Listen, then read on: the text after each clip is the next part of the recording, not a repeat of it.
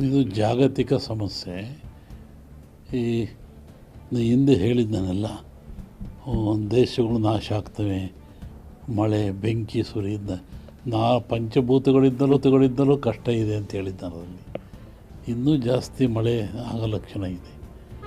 ಆಮೇಲೆ ವೈಪರೀಕ ಹವಾಮಾನ ವ್ಯತ್ಯಾಸದಲ್ಲಿ ಜನಗಳು ಸಾಯೋ ಲಕ್ಷಣ ಇದೆ ಅದರಲ್ಲಿ. ಮತ್ತು ಯುಗಾದಿ ನಂತರ ವಿಸ್ತಾರ ಹೇಳ್ಬೋದು.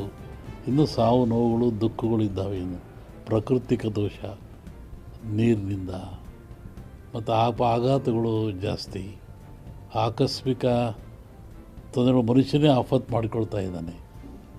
ಆ ಥರ ಒಂದು ತೊಂದರೆಗಳಿದ್ದಾವೆ. ಈ ಕೋಟೆ ಮಿಲಿಯನ್ ಗಟ್ಟಲೆ ಸಾವಾಯಿತು ಮೊನ್ನೆ ಜಗತ್ತಿನಾದ್ಯಂತ.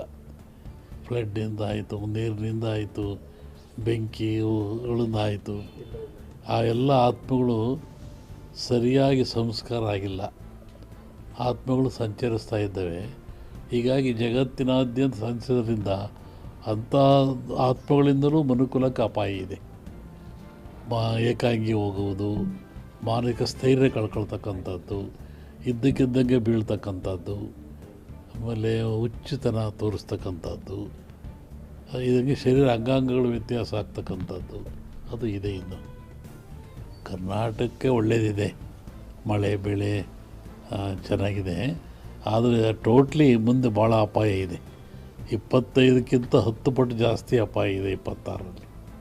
ಸೂರ್ಯನ ಮೇಲೆ ಹೇಳುವಂಥದ್ದೊಂದು, ಚಂದ್ರ ಹಿಡ್ಕೊಂಡು ಹೇಳುವಂಥದ್ದು ಒಂದು. ಚಂದ್ರಮಾನ ಯುಗಾದಿ ಅಂತ ಒಂದು ಹೇಳ್ತೀವಿ, ಉತ್ತರಾಯಣ ಬದಲಾವಣೆ ಸೂರ್ಯನ ಮೇಲೆ ಅಂತ. ಸೂರ್ಯ ಗ್ರಹ ಬದಲಾವಣೆ ಆಗ್ತಕ್ಕಂಥ ಹೆಚ್ಚಿನ ಪರಿಣಾಮ ದೊಡ್ಡ ದೊಡ್ಡ ವ್ಯಾಪಾರಸ್ಥರ ಮೇಲೆ ಬೀಳುತ್ತೆ. ದೊಡ್ಡ ದೊಡ್ಡ ವ್ಯಕ್ತಿಗಳು ಅಡಗಿನ ವ್ಯಾಪಾರಗಳು ಅಂತ ಕರೀತಾ ಇದ್ರು ಹಿಂದೆ, ಆ ಥರ. ಆಮೇಲೆ ಕೆಲವು ರಾಜಕೀಯ ವ್ಯಕ್ತಿಗಳಿಗೆ, ಬಹಳಷ್ಟು ಪಾಳ್ಯಗಾರರು, ಶ್ರೀಮಂತರು ಬೀಳುತ್ತೆ. ಅದರಿಂದ ಈ ಸಂಕ್ರಾಂತಿ ಅಂಥ ಶುಭ ಏನು ಕಾಣ್ತಾ ಇಲ್ಲ.